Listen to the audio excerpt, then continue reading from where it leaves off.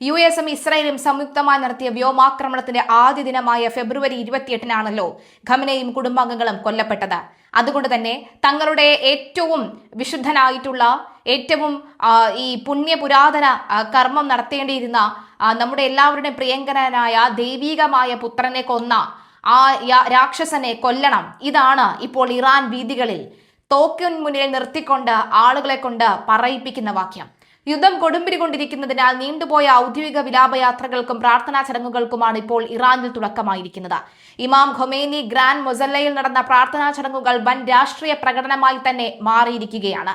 ഖമേനിയുടെ മറ്റ് 4 കുടുംബാംഗങ്ങളുടെയും വിയോഗത്തിലുള്ള ആഴത്തിലുള്ള ദുഃഖത്തിനൊപ്പം തന്നെ ശത്രുക്കളോടുള്ള പ്രതികാരവും ചടങ്ങിൽ അലയടിച്ചു.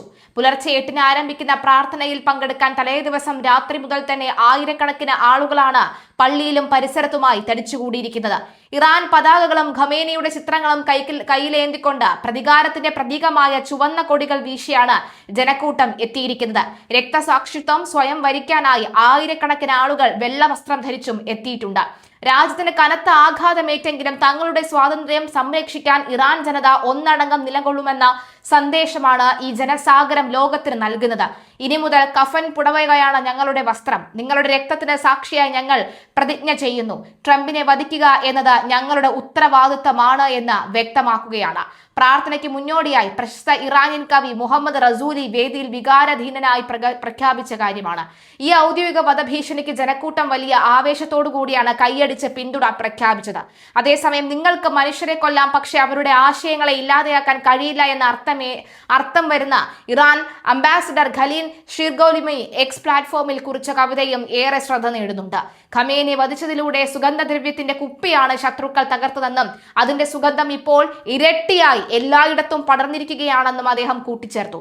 ദേശീയ സുരക്ഷാ കൗൺസിൽ സെക്രട്ടറി മുഹമ്മദ് ബാഗർ സോൾഗദർ വ്യക്തമാക്കിയത് ജനങ്ങൾ തങ്ങളുടെ നേതാവിന് വിട നൽകുമ്പോൾ ശത്രുക്കൾക്കെതിരെയുള്ള ചെറുത്തുനിൽപ്പും പ്രതികാരവും മാത്രമാണ് ലക്ഷ്യമിടുന്നത് എന്നാണ്. 97-കാരനായ പ്രമുഖ പുരോഹിതൻ ആയത്തുള്ള ജാഫർ സുബ്ഹാനയുടെ നേതൃത്വത്തിലായിരുന്നു പ്രധാന പ്രാർത്ഥനകൾ. ഖമേനിയുടെ മരുമകൾ ഈ സഹറ റഹാദ്, അതിൽ 14 മാസം മാത്രം പ്രായമുള്ള കൊച്ചുമകൾ എന്നിവരുടെ മൃതദേഹങ്ങളും അവിടെ ഉണ്ടായിരുന്നു.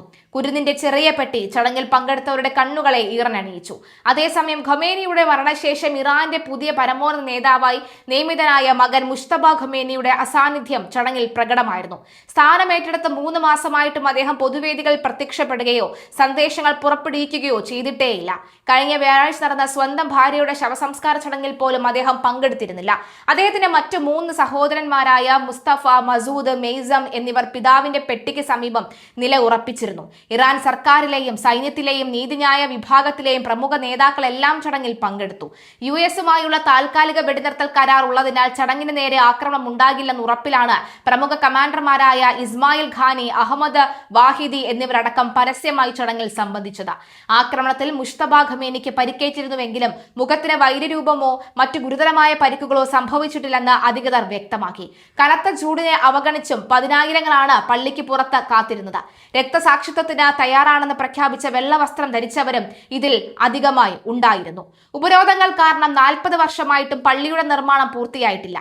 ചടങ്ങിന്റെ ആദ്യ ദിനം മാത്രം 20 ലക്ഷത്തിലധികം ആളുകൾ പങ്കെടുത്തതായാണ് ഔദ്യോഗിക കണക്കുകൾ. ടെഹ്റാനിലെ വിലാപയാത്രയ്ക്ക് ശേഷം ഭൗതിക ശരീരം പുണ്യനഗരമായ ഖൊമേനിയിലേക്കും തുടർന്ന് ഇറാഖിലെ പുണ്യസ്ഥലങ്ങളിലേക്കും കൊണ്ടുപോകും. അതിനുശേഷമായിരിക്കും ഖൊമേനിയുടെ ജന്മനാടായ മജ്ഹദിൽ ഖബറടക്കം നടക്കുക. ഇറാൻ ജനതയുടെ കണ്ണീർ വ്യാജമാണെന്ന് US പ്രസിഡന്റ് ട്രംപിന്റെ പ്രസ്താവനയ്ക്കെതിരെ വലിയ ജനരോക്ഷമാണ് ഉണ്ടാകുന്നത്. ദരിദ്രരായ ജനങ്ങൾ പോലും തങ്ങളുടെ ആത്മീയ നേതാവിന് വിട നൽകാൻ കിലോമീറ്ററുകൾ താണ്ടിയാണ് ടെഹ്റാനിൽ എത്തിയിരിക്കുന്നത്. വിദ്യാലയങ്ങളിലും താൽക്കാലിക ക്യാമ്പുകളിലുമാണ് ഇറാൻ തമ്പടിക്കുന്നത്. അതേസമയം ഈ യാഥാസ്ഥിക ചടങ്ങുകളിൽ നിന്നും തികച്ചും വ്യത്യസ്തമായ കാഴ്ചകളും ടെഹ്റാന്റെ മറ്റൊരു വശത്തുണ്ട്. നഗരത്തിലെ സമ്പന്ന മേഖലകൾ ഹിജാബ് ധരിക്കാതെ സ്ത്രീകൾ റെസ്റ്റോറന്റുകളിലും കഫേകളിലും സമയം ചെലവഴിക്കുന്നു. കടുത്ത സാമ്പത്തിക പ്രതിസന്ധിയിലൂടെയാണ് രാജ്യം കടന്നുപോകുന്നതെങ്കിലും അതിന്റെ ആഘാതം എല്ലാവരിലും ഒരുപോലെ അല്ല. ഭരണകൂടത്തോട് വിയോജിപ്പുള്ളവരുണ്ടെങ്കിലും വിദേശ ശക്തികൾ രാജ്യത്തെ ആക്രമിക്കുമ്പോൾ ഒന്നിച്ചു നിൽക്കുക എന്നത് തങ്ങളുടെ കടമയാണെന്നാണ് അവിടുത്തെ സാധാരണക്കാരായ ജനങ്ങൾ വിശ്വസിക്കുന്നത്. US-ഇസ്രായേൽ വ്യോമാക്രമണത്തിൽ കൊല്ലപ്പെട്ട ഇറാന്റെ പരമോന്നത നേതാവ് അയത്തുള്ള അലി ഖൊമേനിയുടെ വിലാപയാത്രയ്ക്കിടെ ഇറാനിൽ വൻ ജനരോക്ഷം. മാസങ്ങൾ നീണ്ട യുദ്ധത്തിനൊടുവിൽ ടെഹ്റാനിലെ ഗ്രാൻഡ് മൊസല്ലയിൽ പൊതുദർശനത്തിന് വെച്ച ഖൊമേനിയുടെ ഭൗതിക ശരീരത്തിന് മുന്നിൽ ലക്ഷക്കണക്കിന് ജനങ്ങളാണ് കണ്ണീരോടെ അതിലേറെ രോക്ഷത്തോടെയും തടിച്ചുകൂടിയത്. അമേരിക്കയുടെ 250-ാം സ്വാതന്ത്ര്യദിനമായ ജൂലൈ 4-ന് തന്നെ ഖൊമേനിയുടെ വിലാപയാത്രയ്ക്ക് ഇറാൻ തുടക്കമിട്ടത് കൃത്യമായ രാഷ്ട്രീയ സന്ദേശത്തോടു കൂടി തന്നെയാണ്. വിലാപയാത്രയിലുടനീളം അമേരിക്കയും ഇസ്രായേലിനുമെതിരെ കടുത്ത പ്രതികാര മുദ്രാവാക്യങ്ങളാണ് ഉയർന്നത്. US പ്രസിഡന്റ് ട്രംപിനെ വധിക്കണമെന്ന പരസ്യമായ ആഹ്വാനവും അടങ്ങിയ വലിയ ബാനറുകളും പ്ലക്കാർഡുകളും ഉയർത്തിയാണ് കടുത്ത നിലപാടുകാർ റാലിയിൽ പങ്കെടുത്തത്. പ്രതികാരം, ടെഹ്റാനിൽ ചോരത്തിളച്ച ജനങ്ങൾ. ഫെബ്രുവരി 22 നടന്ന ഈ വ്യോമാക്രമണത്തിന് പിന്നാലെ അലി ഖൊമേനി മരിച്ച സംഭവത്തിൽ തീർച്ചയായിട്ടും ഞങ്ങൾ പ്രതികാരം ചെയ്തിരിക്കും എന്ന് തന്നെയാണ് കൃത്യമായ കണക്കുകളിൽ നിന്നും വ്യക്തമാകുന്നത്. ചുവന്ന പട്ടുതുണിയിൽ പൊതിഞ്ഞ ഖൊമേനിയുടെ പെട്ടിക്കൊപ്പം ആക്രമണത്തിൽ കൊല്ലപ്പെട്ട അദ്ദേഹത്തിന്റെ ഭാര്യയുടെയും 14 മാസം പ്രായമുള്ള കൊച്ചുമകളുടെയും ഒക്കെ പെട്ടികളുണ്ട്. നിലവിലെ സാഹചര്യത്തിൽ ഇതിനോട് പ്രതികാരം ചെയ്യുക തന്നെ ചെയ്യുമെന്ന വലിയ ഒരു ആഹ്വാനമാണ് നടത്തിയിരിക്കുന്നത്. നിലവിൽ ഏതായാലും ഈ ആഹ്വാനത്തിന് പിന്നാലെ 9-ാം തീയതി ഈ ഒരു ശവസംസ്കാര ചടങ്ങുകൾ പൂർത്തിയാകും. അതിനുശേഷം യുദ്ധത്തിലേക്ക് കടക്കുമെന്ന് തന്നെയാണ് വ്യക്തമാക്കുന്നത്. മലയാളി വാർത്ത plus, like, share and subscribe.